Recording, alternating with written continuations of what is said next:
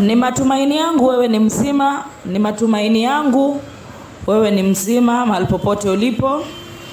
Basi imempendeza Mungu injili ya Yesu Kristo ihubiriwe. Ni vyema tu tuamini na tuombe ni kwa ajili ya neno la Mungu. Ninakushukuru Mungu wa Ibrahimu, Mungu wa Isaka, Mungu wa Yakobo, Mungu usiyeshindwa. Wewe ni Mungu, zaidi yako hakuna mwingine. Asante mtakatifu Mungu ishie milele. Asante mfalme wa amani kwa sadaka ya mwanao Yesu Kristo aliyeitoa msalabani Bwana. Pokea sifa na utukufu maana unastahili Bwana. Tafadhali Mungu nashuka chini ili wewe ukainuliwe.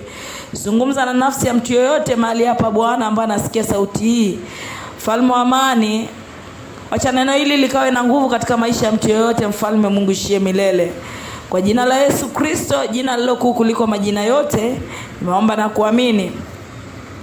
Ningependa kusoma katika kitabu cha Methali 14 mstari wake wa 12. Ningependa mtu yote anayesikia sauti hii kwa uwezo wa Mungu ufuatilie nami katika kitabu cha Methali. Methali 14 mstari wake ni wa 12. Proverbs chapter 14 verse 12. Jioni ya leo Roho wa Mungu anazungumza na nafsi ya mtu yoyote, nafsi yako na nafsi yangu. Mungu anasema iko njia ionekanayo kuwa sawa kwa mtu, bali mwisho wake uelekeza mautini. Roho wa Mungu katika Methali 14 mstari wa 12, Roho wa Mungu anasema kuna njia ionekanayo sawa machoni pa mtu, lakini mwisho wake uelekea mauti. Hivyo ndio jioni ya leo Mungu anazungumza na wewe na anazungumza na mimi. Mungu anatuambia kwamba kuna njia ambayo machoni petu sisi wenyewe inaonekana kama sawa, lakini mwisho wa hiyo njia ambayo inaonekana kuwa sawa machoni petu, mwisho wake unaelekeza jehanamu. Wacha ni tuangalie jioni ya leo kwa uwezo wa Mungu ni njia gani machoni pa mwanadamu zinafaa, lakini mwisho wake njia hizo umwelekeza mautini. Mungu akizungumzia mautini, kuna mauti ambayo anazungumzia sio mauti ya kifo, kwa sababu hata baba yetu wa imani Ibrahimu alikufa, aliingia katika mauti. Haimaanishi kwamba alikuwa anaishi njia ambazo zilimfanya mpaka akafa. Mungu akizungumza kuna njia ambayo mwanadamu anaiona sawa machoni pake, ambayo mwisho wake ni mauti. Mungu kuna mauti anazungumzia hapa, si mauti ya mtu pumzi yake kukatika na awekwe kaburini, lakini kuna mauti ambayo Mungu anazungumzia katika kitabu hichi cha Methali 14 mstari wa 12. Wacha turudie kusoma kitabu hicho kwa uwezo wa Mungu, alafu tuangalie ni njia gani ambayo inaonekana kuwa sawa machoni pa mtu mwenyewe, lakini mwisho wake inamuelekeza mautini. Methali 14 mstari wa 12, maandiko yanasema iko njia ionekanayo kuwa sawa kwa mtu. Kuna njia ambayo inaonekana kuwa sawa machoni pako na machoni pangu, lakini Mungu anasema mwisho wa hiyo njia inatuelekeza mautini. So kwa uwezo wa Mungu ningependa tu Roho wa Mungu atufunulie ni mauti gani haya ambayo maandiko yanasema hiyo njia inatuelekeza mautini. Si mauti ya kufa pumzi yako ife au ikatika uepelekwe kaburini, lakini kuna mauti ambayo Mungu anazungumzia. Tufungue katika kitabu cha Ufunuo 21 mstari wake ni wa 8. Methali 14 mstari wake wa 12. Ipo njia ionekanayo sawa machoni pako na machoni pangu, lakini Mungu anasema mwisho wa hiyo njia inakuelekeza katika mauti. Na kuna mauti ambayo Mungu anazungumzia anaposema kuhusiana na mauti. Tuangalie kitabu cha Ufunuo 21 mstari wake ni wa 8. Maandiko yanasema lakini waoga, wasioamini, wachafu, wauaji, wazinzi, wachawi, waabudu sanamu, pamoja na waongo wote, Mungu anasema mahali pao ni katika lile ziwa liwakalo moto na kiberiti. Hii ndiyo mauti ya pili. Katika Methali 14 mstari wa 12, Mungu ametuonyesha kwamba kuna njia ambayo inaonekana sawa mbele zangu na mbele zako, na mwisho wa hiyo njia Mungu anasema ni mauti. Na tulipoangalia kitabu cha Ufunuo 21 mstari wa 8, inatuonyesha ni mauti gani ambayo Mungu anazungumzia. Mauti ambayo Mungu anazungumziwa ni ziwa la moto. Mauti ambayo Mungu anakuonya nao jioni ya leo ni ziwa la moto. Wacha tuangalie hizi njia moja baada ya nyingine. Kitabu cha Ufunuo 21 mstari wake ni wa 8. Lakini waoga ni watu gani?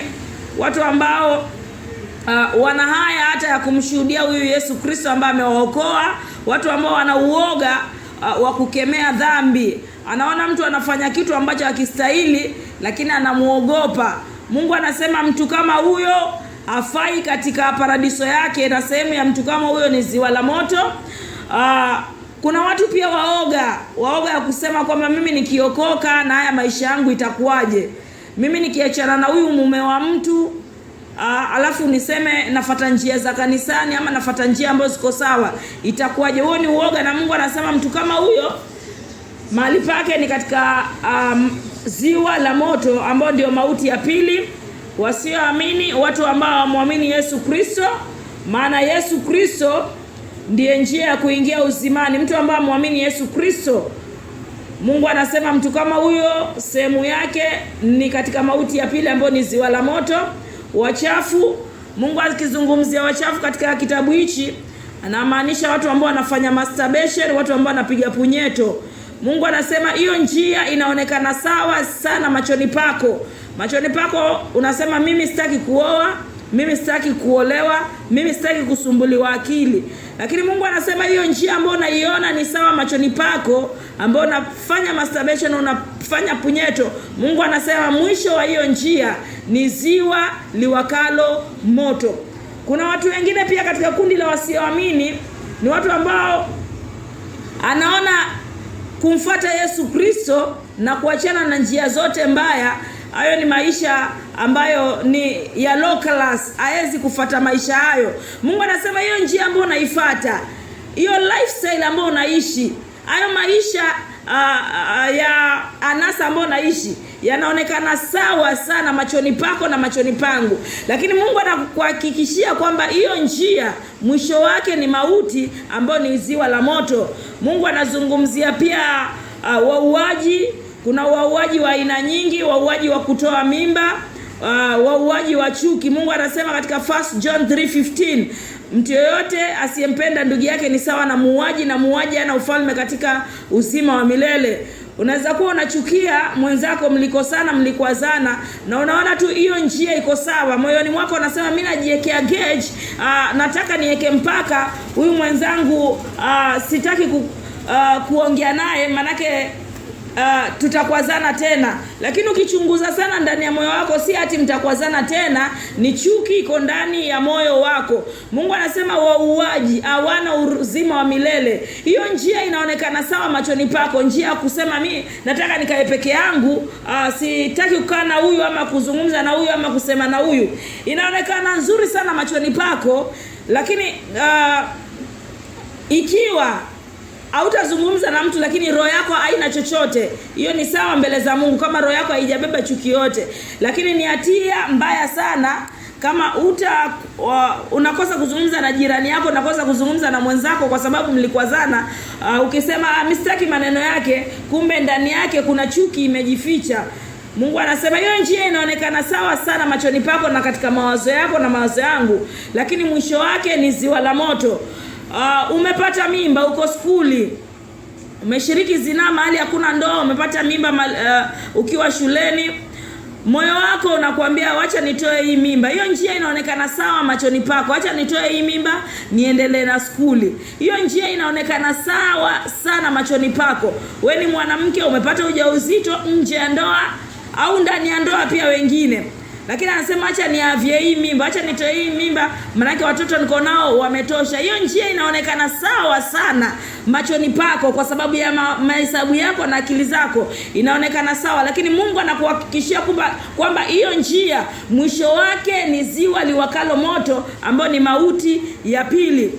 Kuna waji wengine pia wa family planning. Una watoto, unasema watoto niko nao wametosha, unafanya family planning. Hiyo njia inaonekana sawa sana machoni pako kulingana na moyo wako na kulingana na mtindo wa kisasa wa maisha. Lakini Mungu anasema hiyo njia inakuelekeza katika mauti ambayo ni uzima wa milele, na wewe ni sawa na muuaji. Manake Mungu anasema katika Genesis chapter 1 from verse 27 to 28, anasema alipomuumba mwanadamu na akawabariki, akasema nendeni mkaongezeke, nendeni mkazaane na muitawale nchi. Lakini unapotumia family planning au kinga yoyote ya kuzuia uzazi, hayo huwa ni mawazo yako na hizo huwa ni njia zako. Na Mungu anasema hiyo njia inaonekana sawa mbele zako ukiangalia vizuri, lakini mwisho wake inakuongoza mautini. Maana hakuna muuaji hata mmoja atakayeingia katika uzima wa milele. Mahali pao siku ya mwisho ni katika lile ziwa liokalo moto na kibiriti, ambayo ni mauti ya pili ambayo Mungu anazungumzia. Njia nyingine ambayo inaelekeza watu inaonekana sawa sana machoni pa watu, machoni pako na machoni pangu, lakini mwisho wake inatuongoza katika njia ya mauti ya pili ambayo ni ziwa la moto, ni uzinzi na usherati. Uko katika ndoa, unatoka nje ya ndoa yako, wewe ni mwanamume, wewe ni mwanamke. Iwe kuna sababu zozote, mume wako hakusaidii, kuna sababu zozote, mke wako hamsikizani, unaona swala zuri na mawazo yako yanakuonyesha kwamba njia nzuri ni mimi nitoke katika hii ndoa. Uko ndani ya ndoa, lakini unatoka katika ndoa ukifanya zinaa na watu wengine kando na yule mtu ambaye Mungu amekupatia. Mungu anasema ya kwamba kitanda cha ndoa kiheshimiwe na watu wote. The moment unaenda nje na uko ndani ya ndoa, wewe ni mwanamke, wewe ni mwanamume, hiyo njia inaonekana sawa sana machoni pako, tena ya kuridhisha. Lakini Mungu anakuhakishia lakini ya kwamba siku zile atachukua pumzi yako, siku zile atakata hiyo pumzi yako, sehemu yako ambayo unastahili kuwa ni ziwa la moto. Mungu anasema kwa Waibrania 9 mstari wa 27 ya kwamba it is appointed unto men to die once. Mwanadamu amewekewa kufa mara moja, na baada ya kifo anakabiliana na hukumu ya Mungu.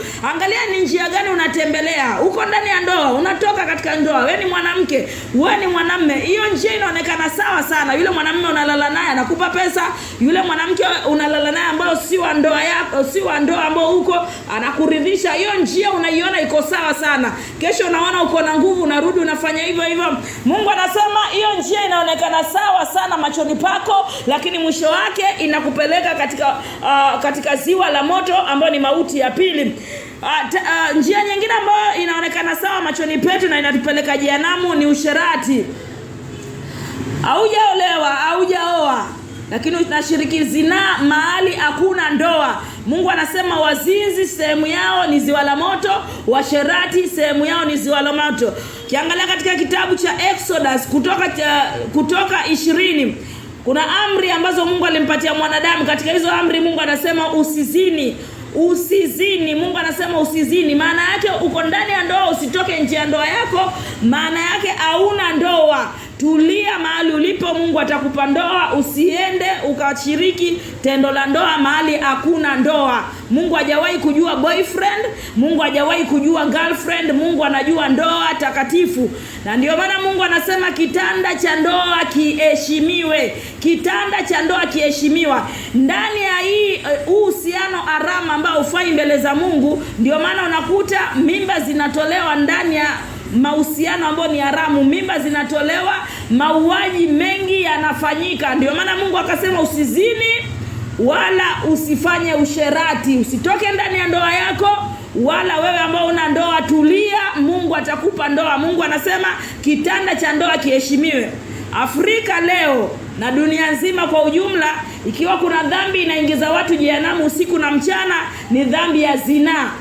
Dhambi ya zinaa ndio dhambi kubwa sana ambayo inaonekana sawa machoni pa karibu dunia nzima, inaonekana iko sawa, lakini mwisho wake ni jehanamu. Kwa sababu katika zinaa ndio mtu anapatana na mtu hawajuani, wanashiriki zinaa. Ndio mtu anapatana na mwingine hawajuani, hawajaenda kwa wazazi, wanashiriki tu zinaa. Yaani zinaa imechukuliwa kama jambo la kawaida, na ndio hivyo shetani amefanya.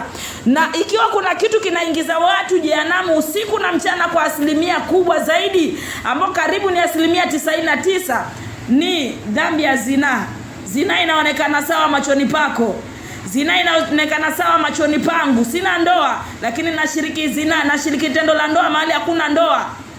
Uko katika ndoa na unatoka nje ya ndoa yako, unalala na wanaume venye unataka, unalala na wanawake venye unataka, na unatarajia tu mwisho wa siku ukifa Mungu akuingize kwa paradiso yake. Mungu anasema hiyo njia machoni pako wewe mwenyewe inaonekana kuwa sawa, lakini mbele za Mungu haiko sawa, na mwisho wake ni ziwa la moto. Tuangalie tena njia nyingine ambayo inaonekana sawa machoni petu na mwisho wake ni ziwa la moto, ni wachawi. Mungu anasema njia ya uchawi inaonekana sawa machoni pako na mwisho wake inakupeleka jehanamu. Inaonekana sawa vipi? Wewe ni mtu unafanya biashara, iwe ni katika soko lolote lile, unahitaji wateja wengi.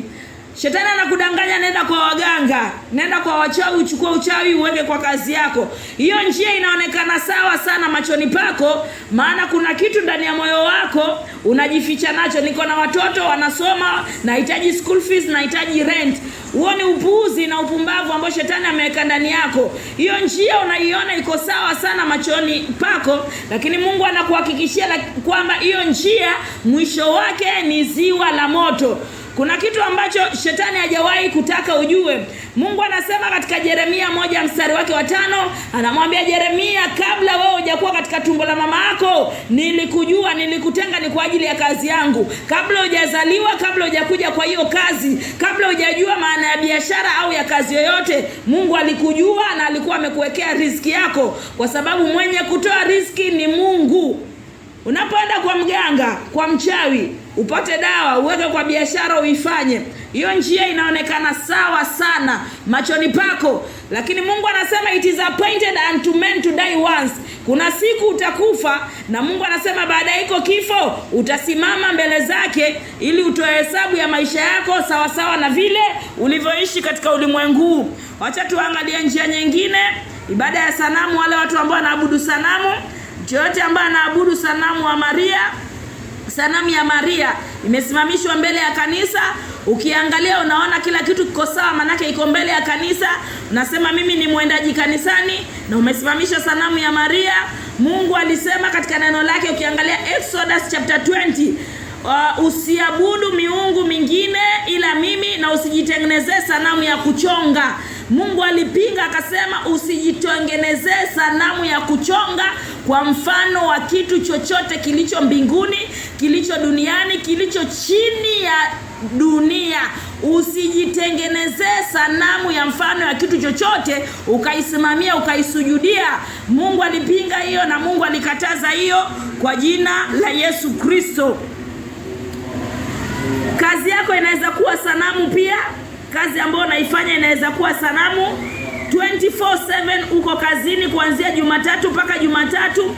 Hakuna siku ushawahi kujitoa ya kwamba mimi ninahitaji muda na Mungu wangu. Hiyo kazi yako mwenyewe inakuwa ni sanamu kwako. Na hiyo njia inaonekana iko sawa. Uende kazini Jumatatu, uende kazini Jumanne, mpaka Jumatatu nyingine bado unaenda kazini, una muda wa kukaa na Mungu wako. Hiyo njia inaonekana sawa kabisa.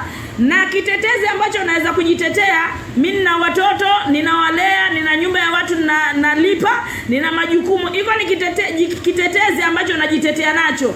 Lakini umefanya kazi yako kuwa sanamu. Haikupi muda ya wewe kunyenyekea na kujishusha mbele za Mungu. Mungu anasema hiyo sanamu inaonekana sana vizuri sana mbele zako na katika macho yako inaonekana sawa. Kwenda kazini, shetani anakuambia Mungu alisema tufanye kazi kwa mikono yetu. Ndio, inaonekana tu iko sawa unapofanya kazi kwa mikono yako, lakini angalia unafanya kazi kwa muda gani, kwa masaa mangapi na kwa siku ngapi. Maana Mungu anataka utenge siku moja ni kwa ajili ya ibada. Ujiwekee Sabato ni kwa ajili ya ibada. Una muda wa kujiwekea kwa ajili ya ibada.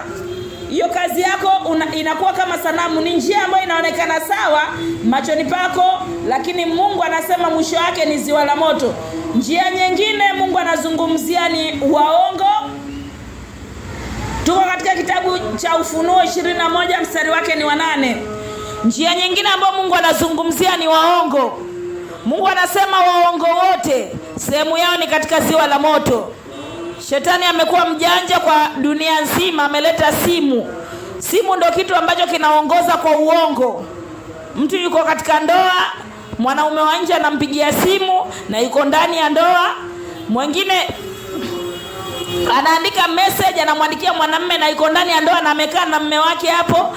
Mwingine anaulizwa uko wapi, badala aseme niko mahali fulani anadanganya na ni simu inatumika. Mungu anasema hiyo njia inaonekana sawa machoni pako. Ulivyomdanganya fulani kwamba uko sokoni na uko nyumbani, ulivyomdanganya fulani uko nyumbani na kumbe uko sokoni, ilionekana sawa sana machoni pako na ilionekana iko bora sana machoni pako. Lakini Mungu anakuhakikishia, anasema hiyo njia unaiona sawa machoni pako, mwisho wake ni ziwa la moto. Kuna njia zingine pia zinaonekana sawa machoni pa watu. Njia kama za ushoga inaonekana sawa machoni pako, mwisho wake ni ziwa la moto. Njia za kutoheshimu wazazi, sio wazazi wote ambao Mungu alitupatia ni wazuri, lakini Mungu akikupatia mzazi, alijua na kupatia huyo mzazi na akakupa amri akakwambia heshimu baba na mama, wa Efeso 6 mstari wa 1. Na pia katika kitabu cha Kutoka 20 amri hiyo iko, waheshimu baba na mama ili upate miaka mingi na ya heri duniani. Uweza kupata mama ambayo kweli ana shida zake, ana mapungufu yake. Uweza kupata baba ambaye ana mapungufu yake. Mungu hajakupa ruhusa ukose kumheshimu na kutokumheshimu kwa sababu ya mapungufu yake. Mungu anasema hiyo njia unaiona iko sawa sana, lakini mwisho wa hiyo njia inakupeleka jehanamu. Kuna watu wako ndani ya makanisa na ni jambo la kusikitisha. Wako ndani ya makanisa na ni jambo la kusikitisha. Wanakosa kuheshimu wazazi wao, wanakosa kumheshimu baba, anakosa kumheshimu mama. Ni kwa sababu pengine mama ana mapungufu hayo, kwa sababu pengine baba ana mapungufu haya. Hiyo ni dhambi kubwa sana. Hiyo njia unaiona inaonekana sawa sana machoni pako, lakini mwisho wake inakupeleka jehanamu. Mama yako ikiwa ni mchawi, Mungu amekupa ruhusa uzungumze nawe kwa upole na kwa utaratibu, kwa misingi ya neno la Mungu. Mfundishe tu kwa neno la Mungu, na Mungu hajakupa ruhusa umdhihaki, Mungu hajakupa ruhusa umfokee. Mungu amekupa tu ruhusa uongee naye kwa upole. Amri ya Mungu haijawahi kunjika kwa sababu yangu. Amri ya Mungu haijawahi badilika kwa sababu yako. Iko pale pale. Wakati utamwona mama au baba yuko katika njia ambayo si sawa na wewe unajiona uko katika njia ambayo ni sawa, unamdhihaki, unamkejeli, unamkaripia mbele za watu, hiyo njia inaonekana sawa machoni pako. Lakini ajabu moja ni kwamba pamoja na huo udhaifu wake na mapungufu yake, Mungu atakutia jehanamu kwa sababu ukukosa kuheshimu hii amri ambayo amekupatia. Angalia njia zako. Kitabu cha Methali 14 mstari wake wa 12. Ipo njia ionekanayo sawa sana machoni pako na machoni pangu, ambao mwisho wake ni ziwa la moto. Wacha tuangalie katika kitabu cha Isaya 55 mstari wake ni wa 7. Wacha tuangalie katika kitabu cha Isaya 55 mstari wake ni wa 7. Tutasoma kwa uwezo wa Mungu. Isaya 55 mstari wake ni wa 7. Tasoma kwa uwezo wa Mungu.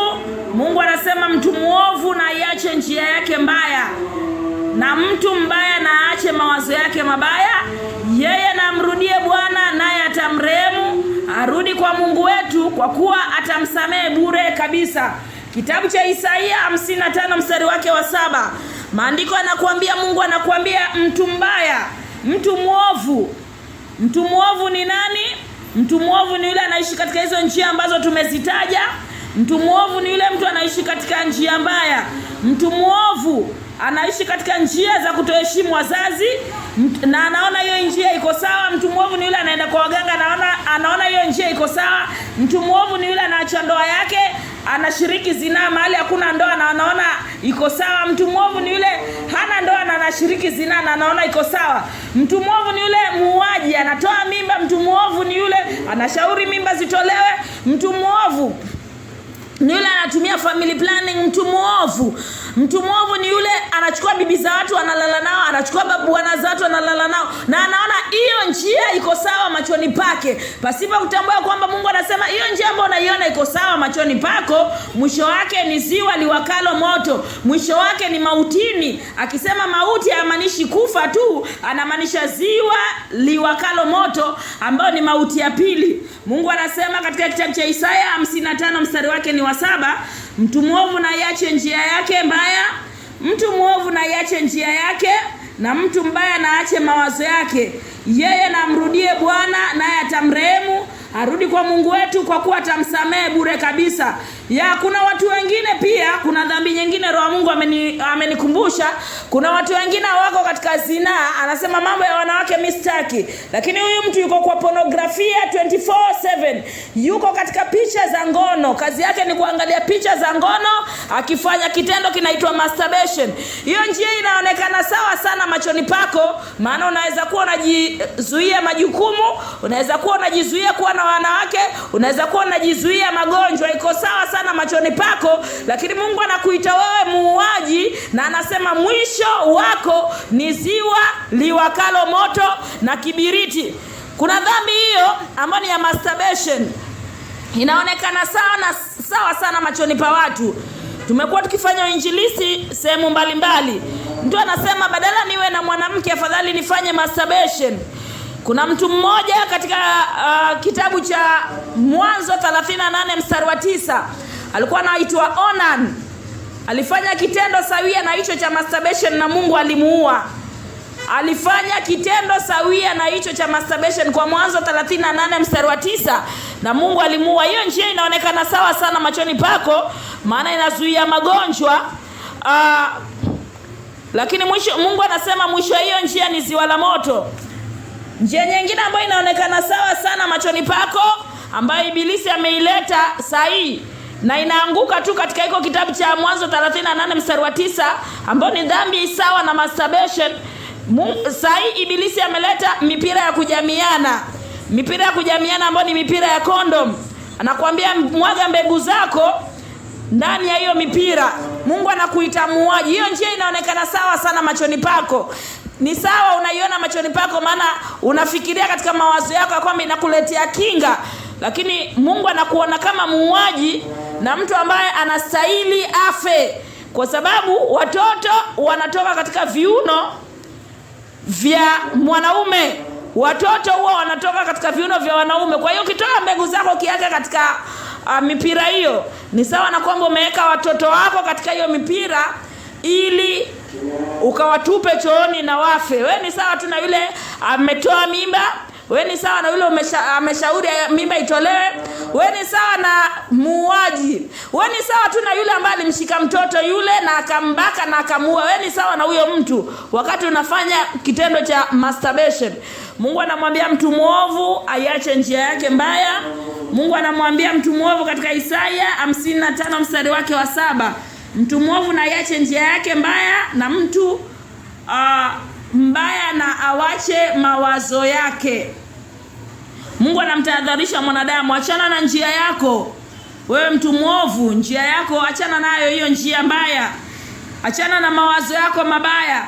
Kuna njia ambayo Mungu ameipeana, ambayo ni njia moja tu ambayo inamfikisha mwanadamu mbinguni. Mungu anasema njia zote za wanadamu, na mwanadamu yote aache njia zake zote, mwanadamu yote aache mawazo yake yote. Mungu amepeana njia moja ambayo ni Yesu Kristo. Wacha tuangalie kitabu cha Yohana 14 mstari wake ni wa 6. Kuna njia ambayo Mungu ameipeana kwako, kuna njia ambayo Mungu ameipeana kwangu. Yohana 14 mstari wake ni wa 6. Maandiko yanasema, Yesu akawaambia, mimi ndimi njia, kweli na uzima, mtu hawezi kuja kwa Baba isipokuwa kwa kupitia kwangu.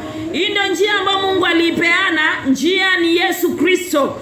Njia ni Yesu Kristo. Yohana 14 mstari wa 6, njia ni Yesu Kristo. Maandiko yanasema, Yesu akawaambia, mimi ndimi njia, kweli na uzima, mtu hawezi kuja kwa Baba yangu isipokuwa kwa kupitia kwangu. Mwanadamu anawezaje kuingia katika njia ya Yesu Kristo? Mwanadamu anawezaje kugeuka na ingia katika njia ambayo ni Yesu Kristo? Acha tuangalie kitabu cha Matendo ya Mitume 20 mstari wake ni wa 21. Ni vipi mwanadamu anaweza kuacha njia zake mbaya na njia zake potovu arudi kwa njia ambayo Mungu aliipeana, ambayo ni Yesu Kristo. Yesu Kristo ndiye njia, kweli na uzima.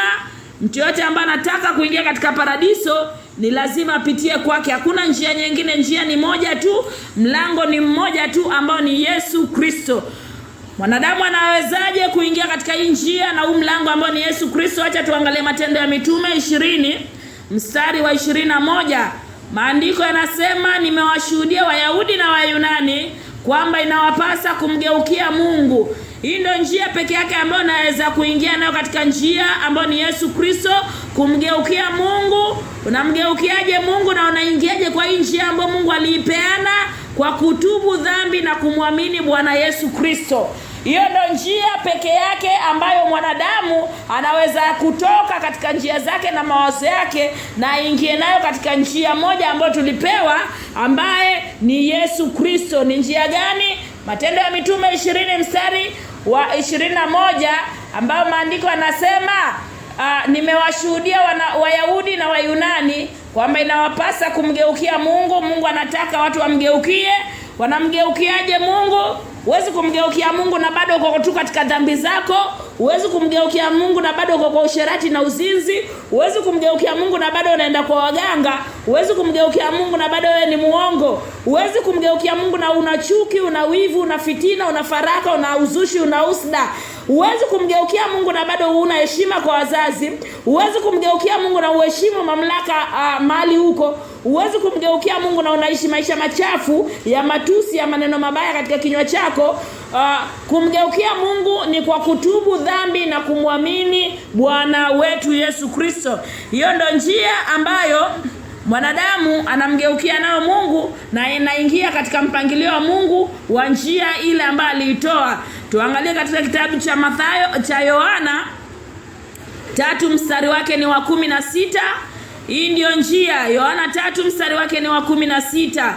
Maandiko yanasema, kwa maana jinsi hii Mungu aliupenda ulimwengu.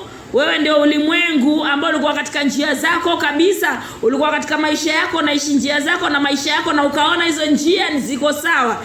Lakini Mungu amekuletea njia ambayo ni Yesu Kristo. Alikupenda akamleta Yesu Kristo ili umwamini Yesu Kristo na usipotee, ili uwe na uzima wa milele. Yohana 3 mstari wake wa 16, kwa maana jinsi Mungu aliupenda ulimwengu atakamtoa mwanawe wa kipekee, ili kila mtu amwaminie asipotee, bali awe na uzima wa milele. Hii ndio njia, kumwamini Yesu Kristo ili usipotee na ili uwe na uzima wa milele. Unarudije katika njia ya Kristo? Maana Isaya 55 mstari wake wa 7 inasema, mtu muovu aiache njia yake, mtu mbaya awache mawazo yake, amrudie Bwana. Unamrudiaje Bwana? Kwa kutubu dhambi zako na kuziacha na kumwamini Yesu Kristo. Hivyo ndio unamrudia Bwana. Matendo ya Mitume 20, nitarudia Matendo ya Mitume 20 mstari wake wa 21. Nimewashuhudia Wayahudi na Wayunani kwamba inawapasa kumgeukia Mungu kwa kutubu dhambi na kumwamini Bwana wetu Yesu Kristo. Hivyo ndio mwanadamu anaweza kugeuka na ajikute katika njia ambayo ni Yesu Kristo. Yesu Kristo ndiye njia. Hakuna njia nyingine isipokuwa ni Yesu Kristo. Acha tuangalie kitabu cha Mathayo 4 mstari wake ni wa 17, jinsi hii njia ilivyotuelekeza. Mathayo 4 mstari wake wa 17, njia ya uzimani inatuelekeza katika Mathayo 4 mstari wa 17. Tangu wakati huo, hii ndio njia. Yesu alianza kuhubiri akisema Yesu ndiye njia, kweli na uzima. Alianza kuhubiri akisema tubuni. Yesu anakuambia wewe utubu. Yesu ananiambia mimi nitubu, kwa maana ufalme wa mbinguni umekaribia. Nitubu na niamini Injili. Maana ya toba kamili iko katika Ezekieli 18 mstari wake wa 30. Watu wengi sana ambao wanaishi maisha machafu, ukimuuliza kama ametubu anakuambia nishatubu. Lakini ajabu moja, kesho namkuta katika ule uchafu na anakiri kwamba ametubu. Acha tuangalie maana ya toba katika Ezekieli 18 mstari wa 30. Ezekieli 18 mstari wa 30, hii ndio maana ya toba. Mungu anasema, kwa hiyo nyumba ya Israeli.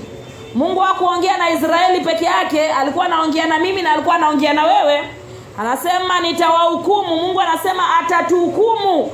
Mungu anasema atakuhukumu na atanihukumu, kila mmoja sawa sawa na njia zake. Mungu anasema atatuhukumu sote, kila mmoja sawa sawa na njia zetu. Hizo njia ambazo zimekuwa sawa machoni pako na mwisho wake ambazo zinakuelekeza mautini, hizo njia ambazo zimekuwa sawa machoni pako na hazijakuwa sawa machoni pa Mungu. Mungu anasema atakuhukumu na atanihukumu sawa sawa na njia zangu, asema Bwana Mwenyezi. Mungu anasema tubuni, geukeni kutoka makosa yenu yote, ndipo dhambi haitakuwa anguko lenu. Maana ya toba kwa misingi ya neno la Mungu, maana ya toba ni kugeuka na kuachana na maovu. Maana ya toba ni kuachana na uovu. Maana ya toba ni kuachana na maovu. Mungu akisema kwa Isaya 55 mstari wa 7, mtu mbaya aiache njia yake mbaya, inamaanisha hiyo ni toba. Mungu anakuambia tubu. Maana ya toba ni kuachana na njia yako mbaya. Ulikuwa mwizi, uachane na wizi, hiyo ndo toba. Ulikuwa mlevi, uachane na ulevi, hiyo ndo toba. Ulikuwa na wanawake wa nje, achana na wanawake wa nje, hiyo ndo toba. Ulikuwa na wanaume wa nje, achana na wanaume wa nje, hiyo ndio toba, na utupilie mbali, usirudie tena. Ulikuwa wewe ni msengenyaji, ulikuwa wewe ni mtu wa fitina, kubeba maneno hapa na kupeleka hapa.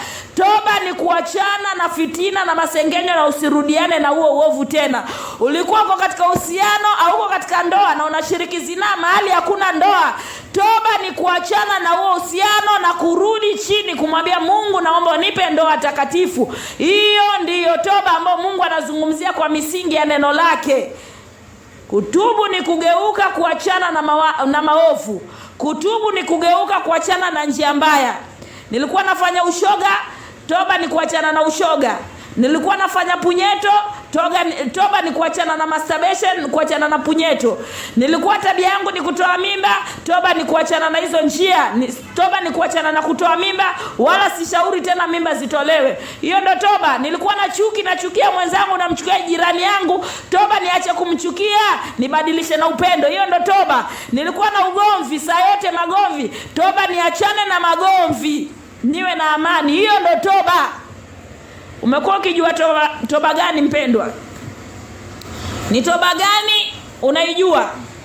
Maana kwa misingi ya neno, toba ni kuachana na uovu. Na baada ya kutubu, Mungu anakupa ya imani ya kuamini damu ya Yesu Kristo iliyomwagika msalabani. Hakuna mwanadamu anaweza kuingia mbinguni kama dhambi zake hazijaoshwa. Ufunuo 21 mstari wa 27 inasema hakuna kitu chochote kichafu kitakachoingia mbinguni. Hakuna kitu chochote kichafu kitakachoingia mbinguni. Na hakuna mtu anaweza kuingia mbinguni kama dhambi zake hazijaoshwa. Hakuna mtu anaweza kuingia mbinguni kama dhambi zake hazijasamehewa. Maana ya wokovu ni msamaha wa dhambi. Hauwezi kuingia mbinguni kama hujasamehewa. Na mimi siwezi kaingia mbinguni kama sijasamehewa. Na Mungu anakuambia ili akusamehe dhambi zako, anataka utubu. Ili azifute dhambi zako, anakuambia futa usherati ndani ya moyo wako. Futa kuvaa vibaya ndani ya moyo wako. Futa kuangalia picha za ngono ndani ya moyo wako na kwa simu zako. Ili Mungu akusamehe, afute dhambi zako kwa damu ya Yesu Kristo iliyomwagika msalabani, anasema futa uchafu kwa maisha yako. Acha tuangalie kitabu cha Matendo ya Mitume 3 mstari wa 19. Hii ndio condition Mungu anapeana ili afute dhambi zako. Damu ya Yesu Kristo ilimwagika miaka 2026 iliyopita. Damu ya Yesu Kristo ilimwagika msalabani. Lakini kwa nini damu hiyo haijawahi kusafisha watu wengi? Sio kwamba hiyo damu haina nguvu, lakini shida iko kwa watu, kwa sababu hawajajitoa kikamilifu ili kukiri uovu wao mbele za Mungu na kuachana na huo uovu. Yesu hawezi akakunyang'anya dhambi zako, ni wewe uzikiri na uziweke mbele zake ili azichukue aende nazo msalabani. Mungu anataka uangalie njia zako. Matendo ya Mitume 3 mstari wake ni wa 19. Matendo ya Mitume 3 mstari wake ni wa 19. Tubuni basi mkamgeukie Mungu, dhambi zenu zifutwe. Mungu anakuambia ili dhambi zako zifutwe. Ili dhambi zako zifutwe, Mungu anakuambia tubu. Ili Mungu asahau venye ulilala na bwana wa watu, venye ulilala na bibi ya watu, venye uliiba, venye ulitoa mimba, venye ulishawishi mimba zitolewe, venye uliua, venye unachukia, venye wewe ni mgomvi, venye wewe ni mkorofi, venye una heshima kwa wazazi. Ili Mungu asahau hizi, anakuambia tubu ili apate kufuta dhambi zako kwa damu ya Yesu Kristo. Utaki kutubu, dhambi zako zitabaki pale pale, na ole wako ole wangu mauti yakitupata. Katika mkono wa Mungu kuna sehemu mbili tu, kuna ziwa la moto na kuna paradiso. Atakuweka jehanamu na ataniweka jehanamu kwa sababu sijapata toba. Mungu anataka uangalie njia zako. Mungu anataka uangalie njia zako. Kuna mtu mmoja, nikimalizia kwa uwezo wa Mungu, katika kitabu cha Luka 16 mstari wake ni wa 19. Kuna tajiri mmoja aliishi maisha ya nasa, na kuna maskini mmoja pia alikuwa nje ya mlango wake, alikuwa akisubiri makombo yale anaanguka kwa meza yake ili yale. Mungu pia walikuwa hapo wakiramba vidonda vya huyo maskini. Maandiko yanasema siku moja ilifika venye Waibrania 9 mstari wa 27 inasema, "It is appointed unto men to die once, and after death there is judgment." Siku moja ilifika, yule maskini ambaye alikuwa pale katika mlango wa yule tajiri alikufa, na malaika walimchukua wakampeleka katika kifua cha Ibrahimu. Luka 16 mstari wa 19.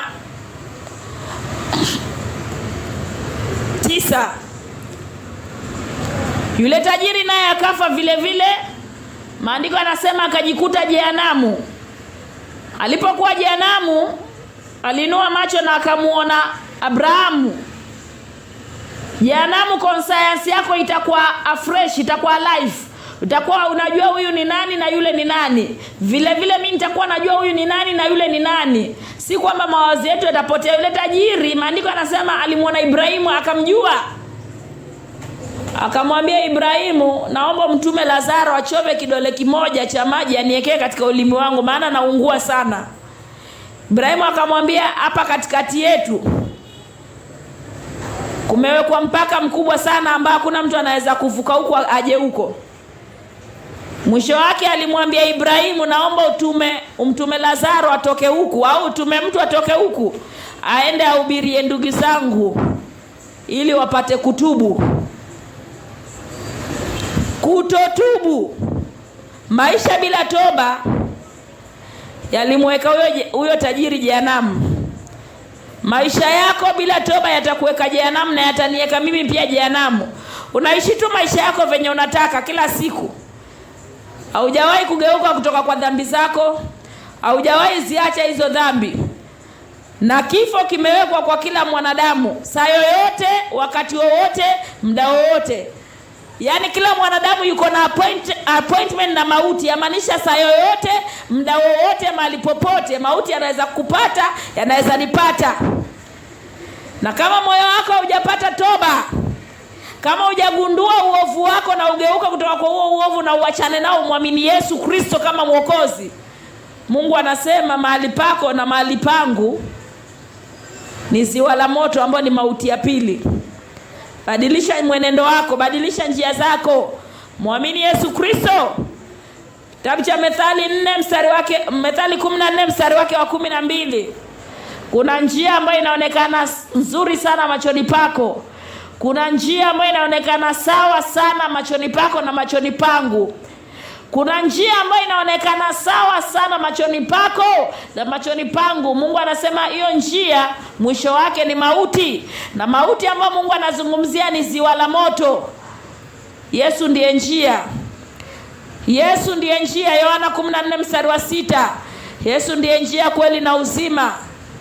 Yesu ndiye njia iliyotolewa kwa wanadamu ili mimi nikimwamini na wewe ukimwamini tusipotee, tuwe na uzima wa milele. Turudi katika neno la Mungu, ndio kuna njia. Regea katika neno la Mungu, ndio kuna njia. Usitumie mawazo yako. Mungu alisema katika Mwanzo 6 kuanzia mstari wa 6 kuanzia mstari wa 5, moyo wa mwanadamu na mawazo ya mwanadamu ni mapotovu siku zote. Usitumie akili yako, usitumie moyo wako, tumia neno la Mungu. Rudi kwa neno. Yesu ndiyo hekima itokayo kwa Mungu. Rudi kwa neno la Mungu, uelekezwe kwa njia ambayo inastahili. Tunakushukuru Mungu wa Ibrahimu, Mungu wa Isaka, Mungu wa Yakobo, Mungu aliyeziumba mbingu hata nchi. Sifa na utukufu zikurudie, maana unastahili Bwana. Asante kwa neno lako Mfalme. Mesema ipo njia ionekanayo sawa machoni pa mtu mwenyewe, lakini mwisho wa hiyo njia Bwana ni jehanamu. Mfalme wa amani, ulipozungumzia jehanamu ukazungumzia mauti ya pili. Maana yake ya kwamba mwisho hiyo njia ambayo inaonekana sawa machoni pangu ni moto Bwana. Moto uliowashwa kwa kirebiti kisichozimika Bwana. Mfalme wa amani, umesema njia peke yake ambayo inatufikisha kwako ni Yesu Kristo. Yesu ndiye njia, kweli na uzima. Hakuna njia nyingine isipokuwa ni kupitia kwake Bwana. Tusaidie Bwana, tusaidie Yesu Kristo. Tujalie mwisho mwema Bwana, tusaidie katika ulimwengu Mfalme. Zidi kutuonyesha maovu yetu na utupe nguvu ya kugeuka kutoka kwa machafu yote Bwana. Tusaidie kwa ajili ya sifa na utukufu wa jina lako. Asante Mwokozi wetu, asante Yesu Kristo. Kwa jina la Yesu Kristo, jina lilokuu kuliko majina yote, tunaomba na kuamini. Amen.